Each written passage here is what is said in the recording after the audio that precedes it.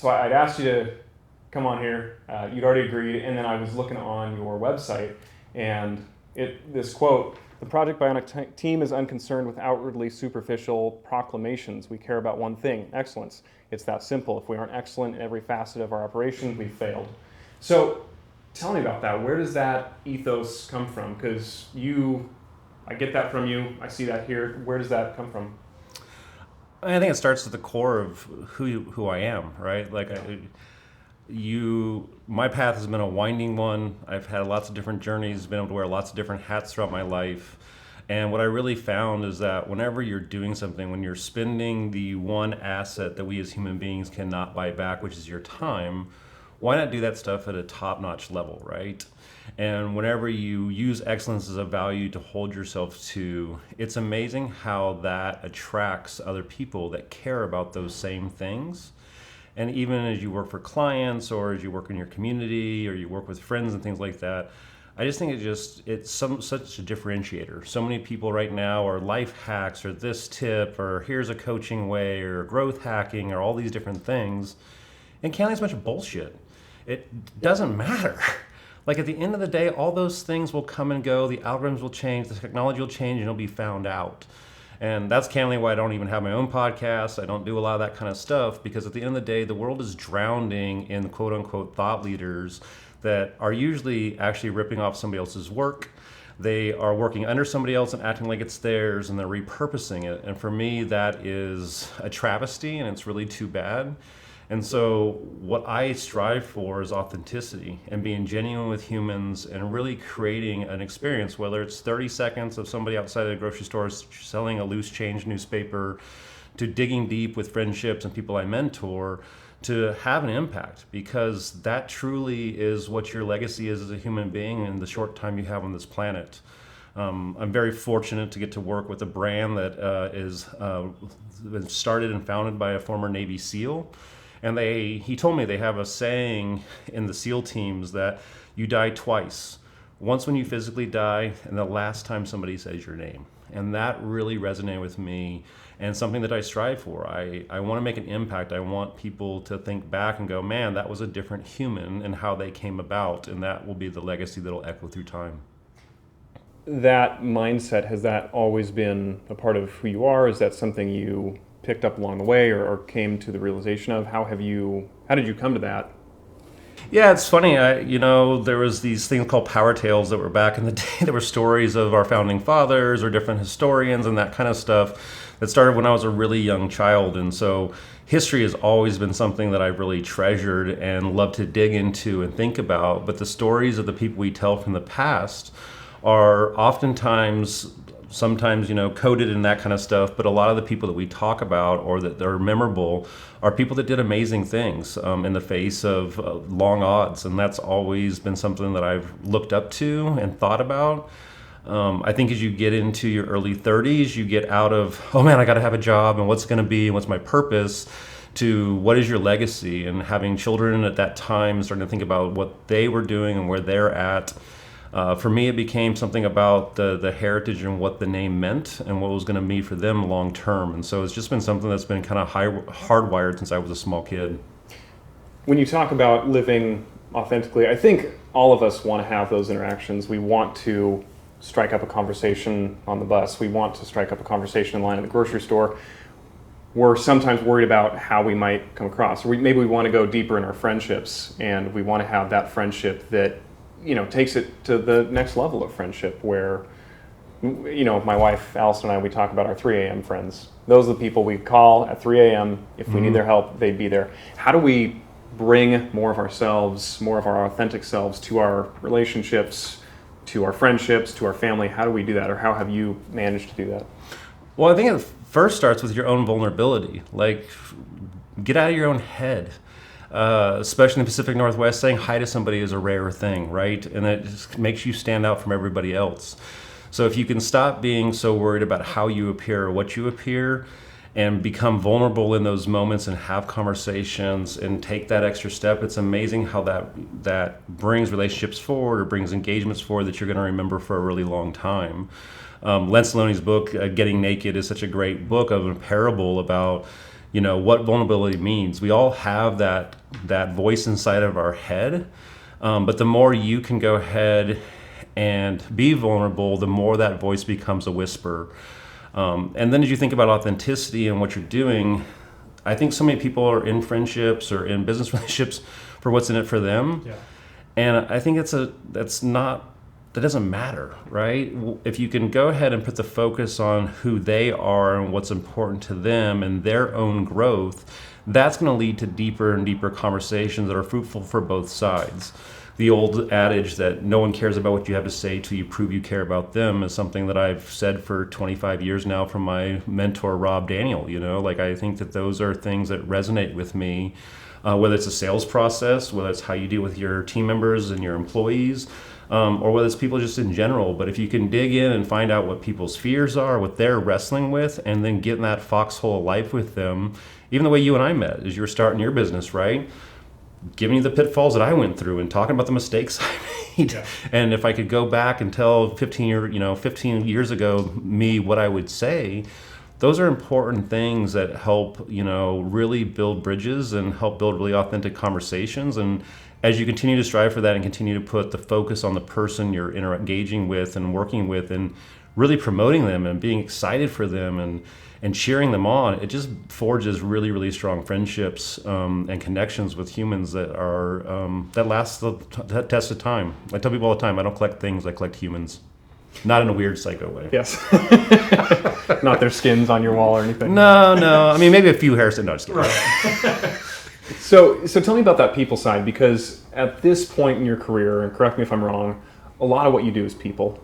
A lot of what you do is people, whether it's the employee side, whether it's the client side. I'm sure you do some strategy, some in the weeds stuff. But in regards to people, how do we get better at people? How do we get better at putting people first? How do we get better at understanding what their needs are and go beyond platitudes like, oh, listen more or put them first? How do we, do you have any tactical advice for how you've managed to do that? Because it seems like you've built a really strong team, you've built a really strong brand, and you don't do that unless you're able to effectively work with people.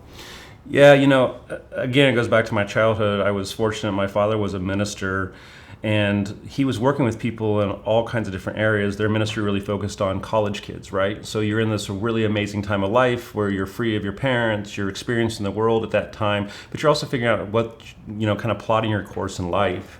And so to watch my dad working with young men and young women to build up who they were and where they were going, even outside of the religious side of things, right, was really interesting to see. So candidly, people have been my game forever. That's what I've always thought about and cared about, is the humans, because I think the world is so devoid of people who are really caring about one another. And I think that when you meet somebody that's different and puts others first, it completely changes kind of how people think about things, and it becomes very infectious at the end of the day. I think that to really be in with people starts with intentionality, and intentionality has to come from time and focus. And so, every day in my meditation sessions, thinking about the people that I've worked with or run into and celebrating them and thinking about where they're at and what might mean something to them is really important. And then after those, as your day goes on, truly taking actions. If you think about somebody, take the 30 seconds to text them and say, hey, you just popped into my mind, right? I've started, I thank God for Facebook, but capturing people's birthdays and just putting them into my own personal calendar and getting used to calling or texting them on things, right? And there's some friends that we had an amazing chapter or season together that we've, fallen out of touch or those types of things, but texting them once a year sparks kind of new growth in that. And, I think as you get into your own head, if you're focused on yourself, when someone comes barging into your life and says, hey, I'm thinking about you, it's a totally game changer, right? People, they want the three basic things. They want the food and the housing, but they want purpose and community, right? And if you can supply that and think about that and take that extra step, that goes a long way to starting to build that kind of people first mentality. Yeah, because I think we're so consumed with our own selves and we're thinking about ourselves 96, 98% of the time. And we're so concerned about what others will perceive of us that we neglect to do that outreach that we ourselves would appreciate. I've started doing that as well. When I think about somebody, it's like, yeah, why not text them? Yeah. It takes 30 seconds. It's a great thing to do, and I think the small things that we do, I really do think that those add up, because this moment right here, this is all we have, right? Yeah. The past is gone, future doesn't exist yet. This moment is all that we have, and you stack those moments on top of each other, and that's your entire life. Yeah, and time is fleeting, life is precious. Just this week I lost one of my employees that I hired door to door when I first moved to Seattle, right? And she was a ray of sunshine, which was an awesome human being. We had lost touch for the last few years, and I kick myself now because I never reached back out to her. I didn't wish happy birthdays, things like that, and that resonates. When I started the company, I had a good friend named Shay who lived back in Kansas City in northwest Arkansas. And we did a lot of stuff together and that kind of stuff, and became just best friends in a lot of ways. And unfortunately, after his 36th birthday, Shay died of a major brain aneurysm. And it was shocking. It was like, we're 36, I was 34. I was like, how can this happen? This is not what you think about your 30s, right?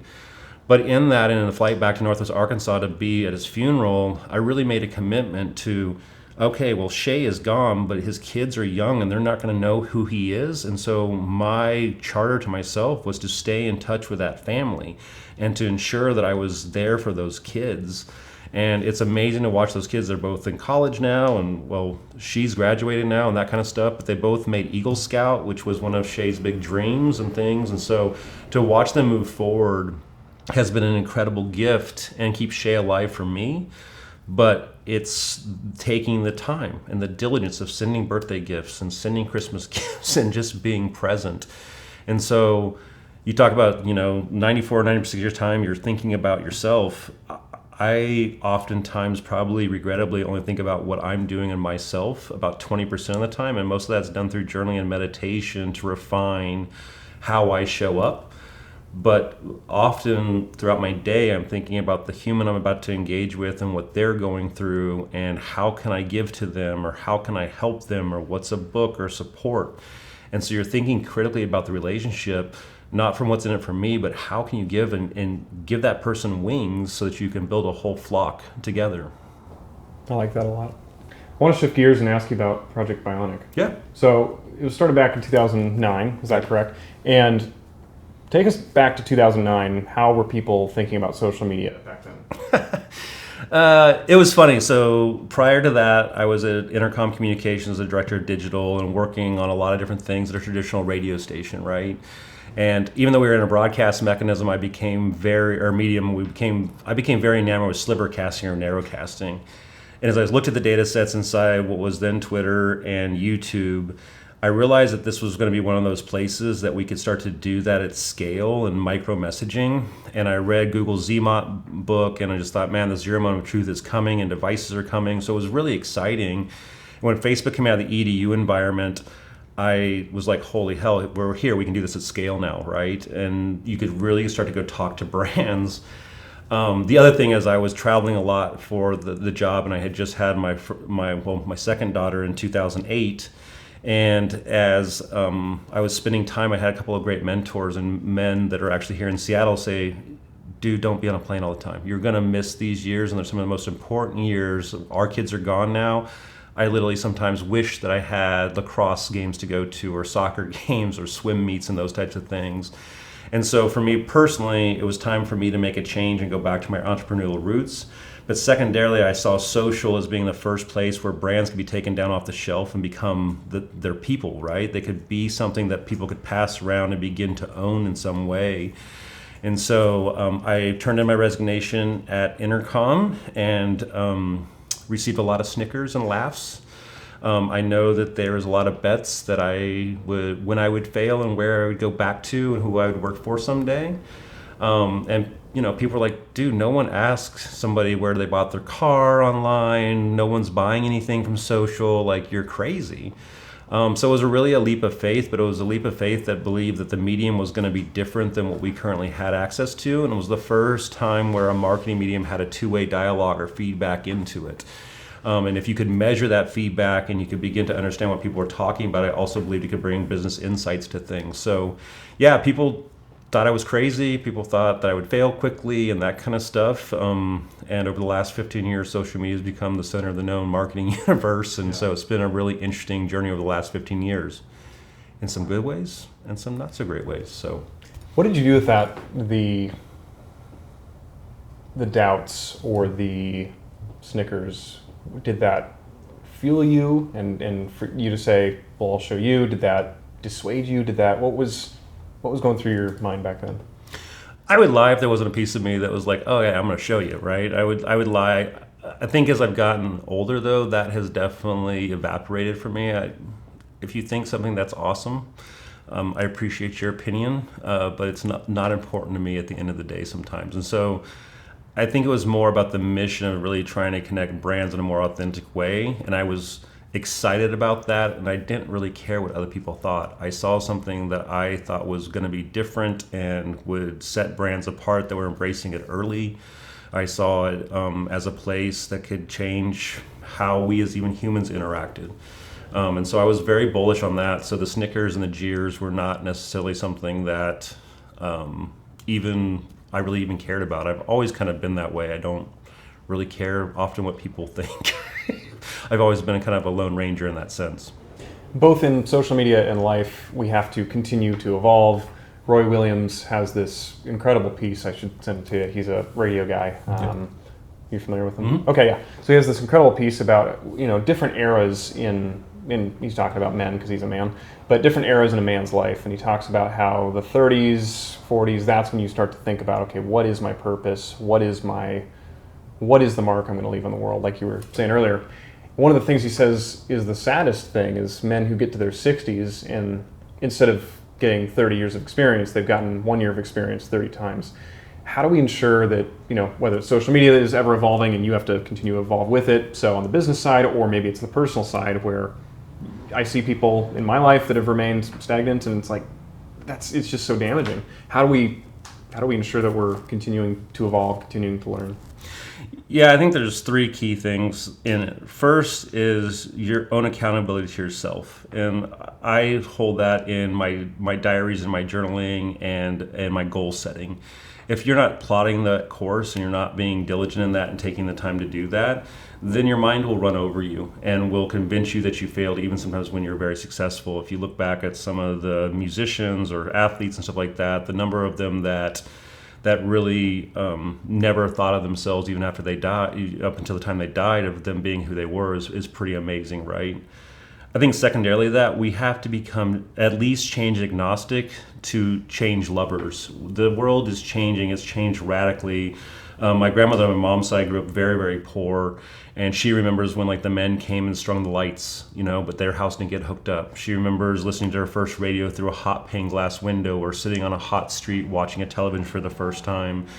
And so, I think it was 2008 or 9, we gave her an iPad, and she was just absolutely fascinated. She could hit a button and see somebody, right? And so we have to realize that things are moving forward, and you're not going to push them back.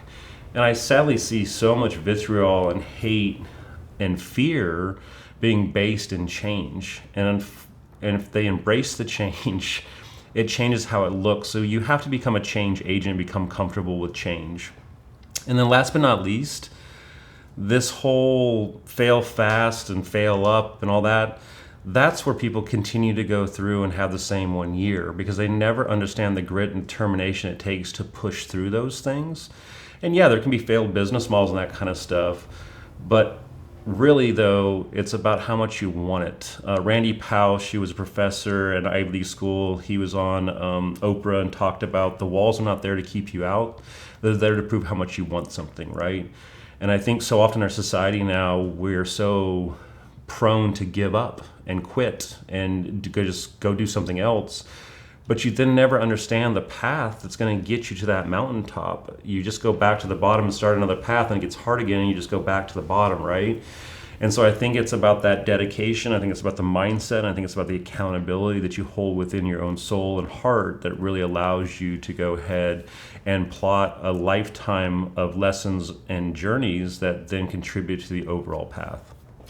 Yeah, I've started to realize that nothing's impossible. It's just about 10 times as hard as you think it is when you start out. Oh, whether you believe you can or you can't, you're right. Yeah. My kids get sick and tired of me saying that to them. So I know we're jumping around this conversation, but speaking of kids, how do we make sure, whether it's me, I've got a 2-year-old, or whether it's you, I know your kids they're in their teens now. Well, a 24-year-old, 16 and 14. Okay. So yeah. Yeah. So how do we make sure that our kids that they don't just climb the mountain, a few hundred feet, it gets hard and they turn around? How do we make sure that we're raising kids that can fail, know how to fail well, learn from it, can be resilient, can have grit? Because I know it's in vogue to bash on the next generation, but so I'm not very close to it, but I have some friends who are teachers, who've been teachers for a long time, and just they are worried about this generation that just they don't know how to take risks, they don't know how to put themselves out there. What can we do as parents, or maybe we have other kids in our lives? How do we help our children of this next generation? Yeah, I mean, I think it starts early on. I think, I always tell people in the first 2 years of life, there's only really two things that you can go ahead and instill in children, and it's giving them a schedule and it's food. Giving them a wide variety of food and that kind of stuff can really help a child evolve. At that point, when they get to the ages of 2 to the age they're 6, the only thing you can really install at that point is manners and values, and helping them with those and downloading what those are. And then from 7 to 12, your job is at that point to coach and, coach hard and get in there with them and hold them to their commitments and see them through those things, and do not let them quit. We have a big thing with the kids that, when they commit to something, they're gonna see it through. And they've played for bad coaches, they've had bad teammates, they've had those type of things. If you cannot tell, athletics and sports are a big part of my life. And so there's been times where they come home and be like, I want to quit, or I want to go play a different sport. And it's like, no, we made a commitment to finish this, and we are going to finish this. And once you get through with that, then we can have a discussion about something else. And so it's not about telling what to do. Allow them to pick, whether it's ballet or drawing or guitar or basketball or football, whatever it is. Allow them to chase their life's pursuits, but hold them accountable to those things. And when they make a commitment to a group of people or a teacher or learning something, get them to give you a timeline on that. If it's not a sports season, give them a timeline of, you're going to do it for 2 years, you're going to do it for 6 months, right? And then make them follow through with that commitment. Not a draconian way, in a way that allows them to see that they can push through those things and begin to learn that part of getting through life is that grit and determination to do it. My son is a very gifted athlete, and he loves to play lots of sports, and he thinks because he picked up a golf club that he should just be awesome at golf instantly, or he went to play lacrosse and he should just instantly be good at that stuff. And so over the years, reminding him that it's going to take time and dedication, and now whenever he's thinking about his sports, he's going to the gym, and he's putting in extra time and extra practice, and he understands that regimen of things. I still have to remind him, he's only 14, so there's something going on. But it's really cool to watch him grind through those things and remember those things, and now taking extra time and dedication to hone his craft is amazing. And I think also, it's the social media guy is going to say this, but I think we need to teach our children that just like drugs or alcohol or sex addiction or whatever, that being addicted to anything, food, chocolate, social media, whatever it is harmful. They can be tools and they can be things that happen, but make sure they understand it's a tool and not a have to have or not an addiction for them. And we work a lot on that with the kids and things like that for those things. Okay, so let me ask you kind of a controversial question. Yeah. How do you square what you do in your professional life with social media marketing, with recognizing the harms, recognizing the harms for your own children? How do you square those two things, or how do you think about those two things in your mind? I think if done correctly, and through what we do as a company at Project Bionic, is help brands that we believe in and help them get their message out there in authentic and clear ways. Now, on the flip of that, in my personal life, my kids were on very regimented time schedules when it came to using technology early on, or their access to social media was very restricted, or those types of things, and we built those habits up. Parents that have gone ahead and taken parenthood and given it to the internet, and now we're blaming the internet for it, are laughable and horrible human beings, in my opinion. They're not taking accountability for what they're at, and they're chasing their own pleasures instead of putting their children first and ensuring that they're raising great digital citizens. Social media is not going away. Shoot, VR is coming. AI is here. All of those things, and we need to teach our children to be great digital citizens, and part of that is how they consume, how long they consume, what they're doing, and those things, and you need to be building that from a very, very early age with people. So when people talk about the ills of social media, a lot of the poor kids I see on TikTok or things like that, or the trends you see, are kids who have grown up with an iPad or a tablet in their hands the whole time and learned about the world around them through that interface instead of going out and experience it. And I blame the parents, I blame the teachers, I blame the coaches, I blame them for allowing that to happen. And so I think that, like anything, alcohol can be awesome. But too much alcohol is a bad thing, and we need to be, you won't let your kid drink a fifth of Jack Daniels every day. Why are we allowing them to drink a fifth of social media every day? Where do we go for education when it comes to social media? Because I think the world probably looked exactly the same 2,000 years ago as 2,050 years ago or 2,100 years ago, where parents, the things that they knew, they passed down to their children, where now it seems to be almost the opposite, where the children are teaching the parents about certain trends, and with technology moving so fast. And I think about that a lot, where, well, of course, my parents didn't teach me about social media because they didn't know. They weren't ever brought up on it. So where do we go for that kind of education? Where can we go to? Because I think there's an internal sense. I think we all have an internal sense, but how do you think about that? There's some great resources out there around stuff, around, parenting and digital stuff. I don't know any on the top of my head, right? A lot of what I've done has been through my own research and being in the industry for 15 years. But as when I think about learning, it's just like the fire. The first fire was something that somebody had to burn themselves, right? Yeah. Like that was part of don't do that anymore, right? And so I think it's about parents getting really crisp on what the dangers are and what's going on with it, and then building guardrails and enforcing those guardrails when it comes to the usage of this stuff. My kids, for a long, long time, it was one of those things where I picked up their device and I better know how to access it.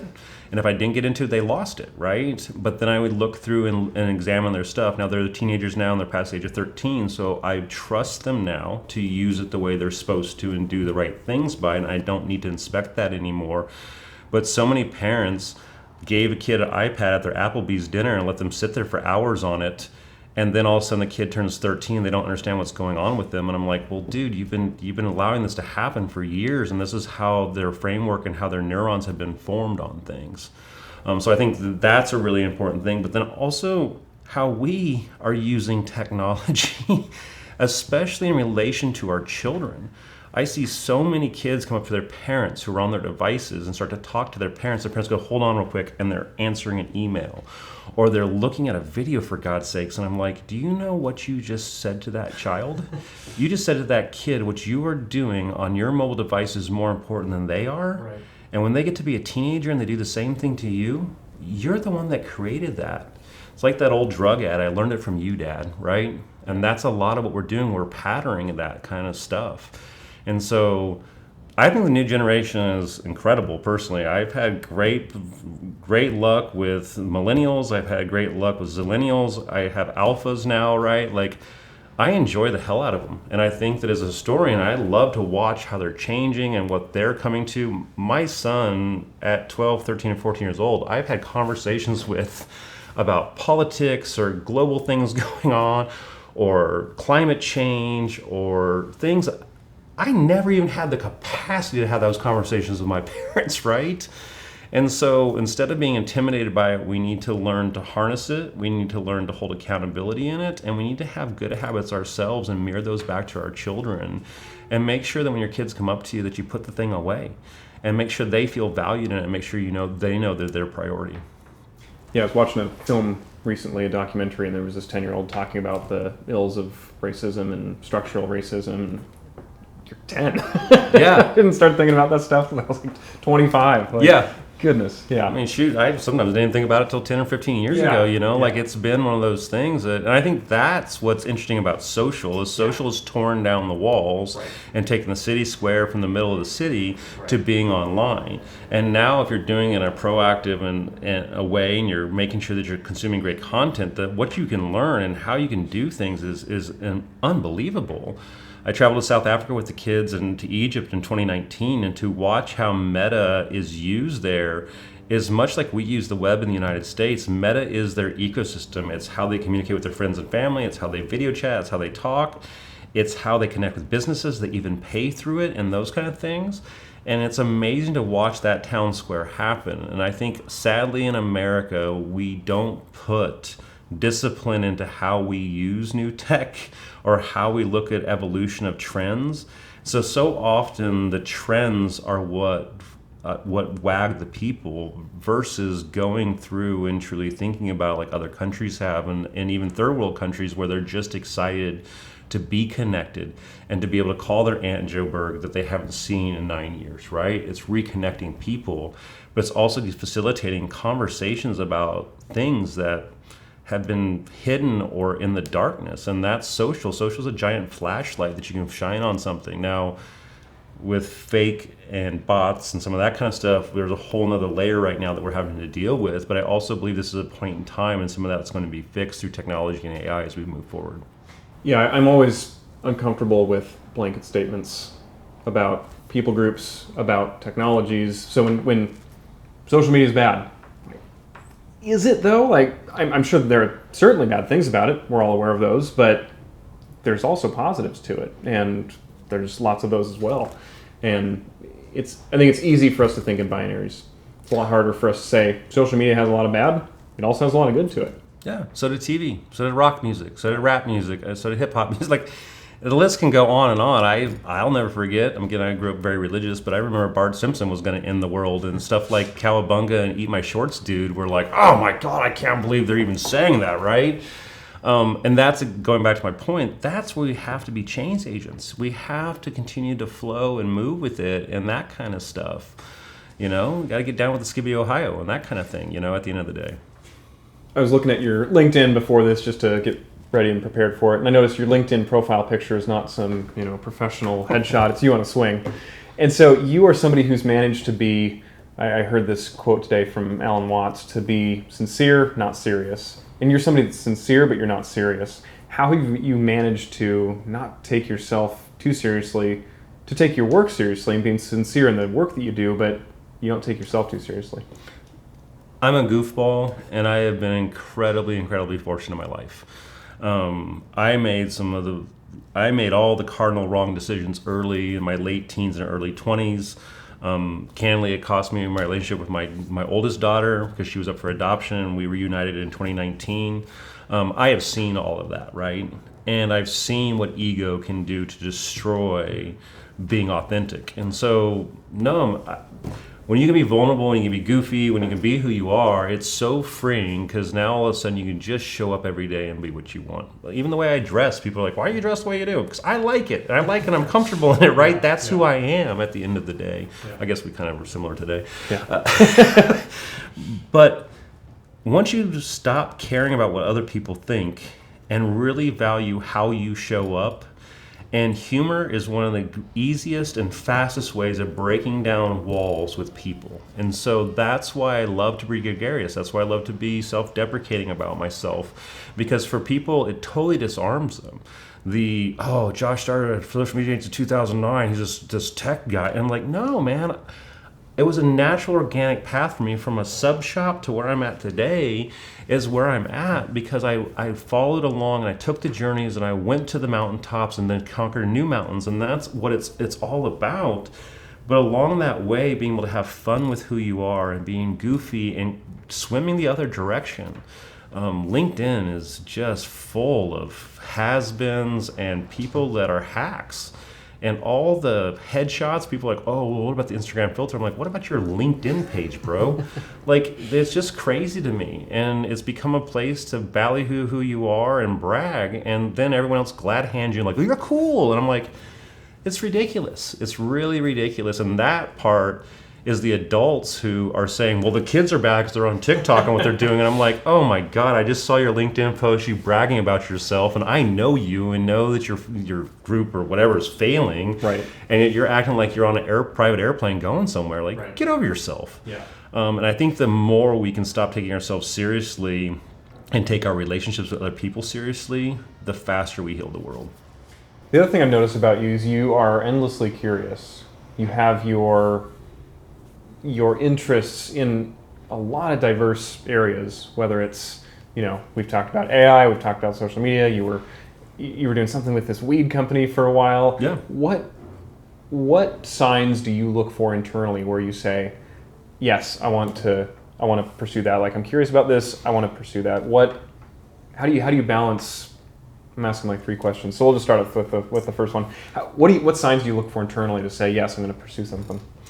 Well, I think curiosity is actually how you stay young. It's one of the biggest keys to staying young. I don't know if you watch the Blue Zones that's on Netflix and stuff like that, but that ability to learn new things and be curious is what keeps us young. And so for me, that's kind of a life lesson that I've saw from a lot of people. And again, I've been very fortunate to have some amazing mentors along the way, but the mentors that I saw go through their careers and remain curious were the youngest and most fun people to be around, and what they gave me was probably some of the most impactful lessons of my life. So I think curiosity is something that we just need to be so much more. Change and curiosity, they both start with the C, needs to be those 2 C's that we really strive for as humans, or as leaders in the community. So that's the first part. Yeah. But because of what I do, and though I work across so many different businesses, I keep finding and unearthing things that I'm so fascinated by. And it doesn't mean I have to become a master of them. And I think that's something that's kind of interesting, like knowing enough, learning a little bit, digging in, reading a book or 2. I feel good about that and I can move on, but it begins a knowledge base, and all of a sudden you have a mosaic of different types of knowledge that can be helpful in your personal relationships, your professional relationships, how you mentor people, and how you are as a parent. And so for me, I always strive to learn a new thing. And when I was in radio days, we had this thing called One Thing. It was to create one new habit every week when it came to sustainability and being more environmentally conscious, right? And so I try to go through and think about how to do one new thing each week and try to kind of take that forward in my professional life or read and learn something, right? But credit to Megan Ross, who works on my team. She's an avid reader. She's challenged our team to read a lot. I think that sometimes we have to be completists in our society, or masters of what we're doing, masters of the universe. And it's like, no, stop. Like, she says a great line, like, if you read a book and you get bored by it, put it down and start reading a new book. Yeah. And I think that sometimes the curiosity, rooting, and spiderwebbing that I've gotten comfortable with is that I can go through and learn some stuff and get to a certain point. But along that journey, I also find people like yourself who I would trust with video work, right? Or we're in Eben's office right now. His thoughts about how you create change in organizations through culture and branding. You find people that are masters of it. And so you can know a little bit, but I don't know how to have to rig all this stuff up and do it myself, right? I know someone that can do that. I got a guy. Yeah. And so I think that sometimes when our curiosity, you don't have to become a PhD at it. Learn enough to go ahead and enable in your life and be able to go ahead and challenge others with that type of curiosity, or how they can apply it. And all of a sudden you become a Swiss Army knife in your knowledge base and how you can be effective for people. One of the things I've noticed is there are certain lessons you can learn through teaching. There are certain lessons you can learn through conversations like this. There's also lessons that you have to learn through experience. What are some of those lessons for you where you have had to go through the hard experience to learn? Oh man, there's a lot of those. I'll go back to, my oldest daughter, Fiona, is like, giving her up was a moment in time. I had been so selfish and I had been so focused on me and my own glory and what that looked like. And it wasn't until she came into my life that I was like, oh my God, I have to completely change who I am. And a lot of that changing was stop lying to others and stop lying to myself. And as I went through that process, I think that all of a sudden who do you want to be, and building to that process and going through that journey really instilled in me that we can do anything we want. We can become whoever we want. but it takes dedication. I lost most of my friends in Texas whenever I went through this change. My inner circle were all hooligans at the time, right? Now we've all reconnected and everyone's out there and that kind of stuff, but you have to be willing to go into the desert by yourself sometimes, and you have to be willing to go through those moments, is what I learned. But being steadfast in who you are and what your values are so important, because they're really the North Stars of how we get to where we want. I think then on top of that, it's as you go through those processes, the realigning of the boats on a daily basis. I talk a lot about the Polynesians finding the Hawaiian Islands, because I find it one of the most fascinating stories in history. Was in these sea kayaks every morning realigning their canoes to ensure they knew where they were going, and to find the Hawaiian Islands was an amazing thing. And I think so often we as people are trying to get through it faster, and or we become pleasure hounds where we just get home from work and have a few drinks and maybe have dinner because it's fast and it comes out of our microwave and great, and then we watch some shows and fall asleep on the couch and get up at 12:30 and go sleep in the bed, and the alarm goes off and we only have 35 minutes to get out the door, so we hustle and do those things. Taking control of time and allotting time for yourself and starting your day to meet the day is one of the most important things that I've learned. And then how you budget your time throughout your day and how you spend it intentionally is really important. So I don't know if that answers your question, because there's been a lot of that from, my own mindset of who I was and the change Fiona built in me, to coming to Seattle and leaving everybody and everything I knew to a place I had no idea of, and thought I was an operations guy and became a sales guy and then became a marketing guy, right? Like, that's all process, but that's about the change. That's about being willing to try new things and try to fail. But in those life journeys, if you're journaling and if you're really being accountable in it, you don't have to go through so many experiences to learn them, because your mindset and your ability to overcome become much more rigid and become kind of your superpower. Yeah, one of the things I've noticed in myself is I tend to learn the same lesson 2 or 3 times, trying to reduce that to 1 time. Yeah. And I think through reflection, through carving out that time, for me it's, I'm waking up, I woke up this morning at 5:15, usually it's 5:30 because you hit snooze once or twice. Yeah. But you wake up by 5:30, you're out in the office by 6, or at least I am, and I know I can get that hour every day, like 6 to 7, my son wakes up at 7, so I'm in there to help out. But if I can carve out my time for myself to center myself, I can show up in the way that I want to show up for my family, for my clients, for my friendships. To me, that's something I've had to live to really get it. Yep. And you have to do it, because everybody can say, okay, live more mindfully. But then once you actually start living more mindfully, you start carrying out that practice, you realize, oh, this actually makes a difference. Well, I'll flip it on you. Yeah. It's actually not mindfulness. It's learning to be selfish. So a very amazing friend of mine, Terry Sitterman, I built the company, I'd been at it. Her and I had a breakfast every Wednesday morning. And she said to me at one point, she goes, you putting everybody else first and yourself last, and you are running yourself ragged. She says, I want you to try to schedule yourself first and then schedule everything else behind that. And that was an amazing, amazing moment for me, and a turning point for even my own excitement and enjoyment and fulfillment in things. And so to your point, and we've talked a lot about this privately, but I think that if you don't take time for yourself to set the stage and set your mind and set your heart for the day that's upcoming, how can you expect to be excellent in it? And so it's being selfish in those early moments to ensure that you're great, and then you can be selfless throughout the rest of your day. We're winding down here, so I got to ask you a few questions about your agency. Yeah. You've worked with 300 plus clients. You've been around for 15 years. What are some of the main, and you work with some huge brand sites that you have found valuable? Yeah, again, going into a client or a prospective client and truly being curious and truly thinking through who they're going to be and what keeps them up at night, and thinking through their fears and their goals, it really unlocks a lot of different things, right? So putting the client at the center of the focus is really, really important.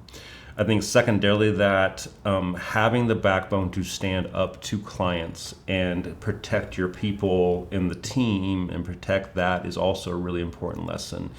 Not all business is good business, and sometimes people act really sane when they're dating, and then you get married and they act insane, right? Yeah. And so being willing to go ahead and cut those things short is really important.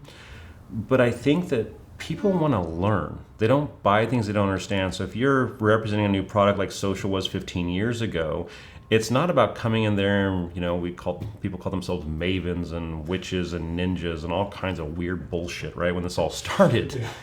And it was a power play. Yeah. And for me, it was more explaining what I thought historically was happening, is that we were going to a time pre-industrial revolution where people were living in smaller villages. And in those villages, we all have the same marking, which is the outdoor sign, but that's not how you picked your vendors. You walk up and say, Taylor, who do you use to go ahead and shoe your horse? And you're like, I go to Johnny. Right. And that's who you went to. And we all knew everything about one another, right? Because there was no windows and no doors. And so if, Uncle Pete had a propensity toward young kids, we knew that and kept the young kids away from him. And so it was a safer, kinder, gentler place. And those merchants that were executing business on an excellent level began to go through, and they could hand that business down for generations at a time. As the Industrial Revolution happened, and all of a sudden now we started forming in these large cities, all of a sudden we didn't have the need to be so tightly banded, and so we began to splinter ourselves around race and religion and nationality lines, right? And it became so noisy that in the 1970s they talk about you could only touch between 9 and 12 people, and people have taken this forward now into management theories and stuff like that. But in that small village time, those were 50 to 300 people villages, right? So we as humans were really wanting to go through and connect more. So I think that as you explain that story to customers and said, hey, you can have your own village here, and you can be in this village and you can be meaningful to people, it really helped them understand the vision of what we were trying to do. And that made them buy with confidence and trust us with their brands, even some of the biggest brands as you mentioned, to take that forward and build those communities and activate those client bases, and then also get those client bases to start telling others about them. And that was really magical at the time. I've worked with clients that have not ended up being great clients. You've probably worked with clients that have not ended up being great clients. What are some red flags that you look for in clients, in potential clients? And then after you've answered that, what are some green flags that you've noticed? Well, I think respect and communication. If they can't be honest with you and they don't respect you, then it's definitely not going to work out. Yeah. I think also when you relay your values as an organization and they snicker or laugh, or they talk about their organization and what's important to them, or you look at their glass door and it's a place that's very misogynistic, or they've had a lot of issues with their employees, probably not the place we need to be working, because that's where I want to go. So I think candidly with the web we can know a lot more about people ahead of time now, which is helpful compared to where we were at when I started the agency. But I also think it's having the backbone to go and fire people, whether it's team members or whether it's clients. Having the backbone to say, hey, Taylor, love you, man. It's been a great time, but you're violating these issues, and ultimately, I can't work with you anymore. You've got to be able to take that next step and sever the relationship. Green flags for me are things where you do have incredibly candid, you're in it, they're giving you access to the boardroom, you understand, and they're very transparent about their goals, their revenue, what keeps them up at night. When they can be vulnerable with you from the very onset, man, that is a fertile field to be tilled and sharecropped at the end of the day. Yeah, so it sounds like whether it comes to relationships, whether it comes to client relationships or personal relationships, vulnerability and being willing to just show up as the broken human that you are, who's, we're doing our best, but I think so often we just put on this facade and we put on this mask and we hope to be seen as this person. And for sure, we all have expertise in certain areas, but I think we can tell, or at least I can tell, when somebody's being just true, real with me, authentic. It just takes you to this different level where you can just build this relationship so much faster than somebody that's trying to posture, pose, or pretend. Yeah, we're all a land of misfit toys, especially in our society, and unfortunately, whether it's your parents or whether it's a situation that happens to you, we all go through a lot of pain, and that pain creates flat spots for all of us. And when you can celebrate those flat spots together and help each other through them and look beyond those things and help each other and not expect perfection, I think it's an amazing thing. Excellence is one thing, perfection is impossible. Is there anything you've done personally to identify blind spots? All of us have blind spots. It's just a part of being human that is kind of annoying, but it's true. Yeah. What have you done to identify blind spots in your own life? Because by definition, they're blind spots for you. Yeah. Oh, I got tons of them still. I'll have until the day I die. I think it's, I look at my friendships as a concentric rings, right? So there's a certain group of people in that inner circle that I do care what they think, and I do care about what their opinions. So I think that that's the first place you start in your personal life. I advocate for people to go out and find mentors. Mentors are people that have gone before you and already climbed that mountain. They can tell you where the glacier is. They can tell you where the crevasse is. They can tell you how to rope up and those types of things, and use those people and ask them about how they see you show up and what they are, and get them to coach you. Be vulnerable with them so they can coach you through, right? I think that that's a super important thing. And I think in your journaling is journal and then read back and start to understand where your mind is broken or where you might be becoming too rigorous in a certain thought pattern to identify other things you need to do, and put those flat spots on your personal goal list and make a dedication to going ahead and changing those things. Tell me about a time that felt like this is all just too much, and what did you do about it? Oh, man, I will never forget. We started the company in June of 2009. In June of 2010, we had 7 employees. I had a $22,000 payroll coming up the next day. I didn't have money in the bank. I had no idea what to do with it, right? And I just went out and spent some time just thinking and meditating and praying, to be really honest, and just clearing the noise to get down to the root of what was happening and figure out where that sat. And within very quickly after that, within hours, there were solutions being presented, right? And so sometimes I think it's getting ourselves detangled from the fear, false evidence appearing real, and then mining down to what the actual core of that thing is. And if you solve that, you solve everything else. I was just working with a gentleman that I've been business partners on several projects. He's got a new project going, and he gave this incredibly long 1.5-hour spiel about all the stuff that they needed and how I could help them and all this kind of thing. But in order for the business to work for them, he needed a registered agent. And I said, why are you asking people for all this work when that is the solution that will unlock everything else? And so I think sometimes being able to go ahead and clear the way to then stack rank those things that are most important to figure out and fix is really, really important. But you can only do that if you give yourself the place and the time and the quietness to do that. Yeah, I think so many answers can be found in solitude. Yep. But it's hard to carve out that time. But then you start to realize the costs of not carving out that time are so much greater than carving out that time initially. Yeah, if you think about getting 1% better every day and where that can take you, think about getting 3% worse every day. It's a pretty scary spiral, right? Yeah. And so you've got it, like the world is spinning, change is happening. I mean, the world is literally spinning and change is happening in real time. And you can become paralyzed in that and a victim of that, or you can get control of the ship that you've been given and get back and rooted into what it is you want to go do and how you get there. And that's so important in going ahead and changing that trajectory. We're just about out of time today, so I want to ask you one last question. How do you hope to be remembered? I've always wanted my epitaph to say he was real. I want people to, well, Josh was having a shit day. He was awesome about how he showed up, and he was honest about where he was at. I want my kids to, my children to go on to celebrate the lessons and things I've taught them. I want my mentees to tell the same stupid stories I tell from my mentors and pass that down. But I want people to always remember that no matter how busy Josh was, no matter what was going on with him, he was always willing to take time and sit down with me and chop it up and get real about what's going on. And that's the total counterbalance to what social media has become, right? And I think that that's what's so odd and what's kind of a conundrum in my own soul sometimes is how people try to show up over here. And you mentioned the LinkedIn image, cutting against that, right? To become real and be authentic in what's going on. That's what I want, is a champion of authenticity, and I want to be a champion of the small person, of the people that were most challenged, that Josh took time for everybody. It wasn't just him. Awesome. Thanks, Josh. Thank you, brother. Love it. Well done. Yeah. That was great. Nailed it.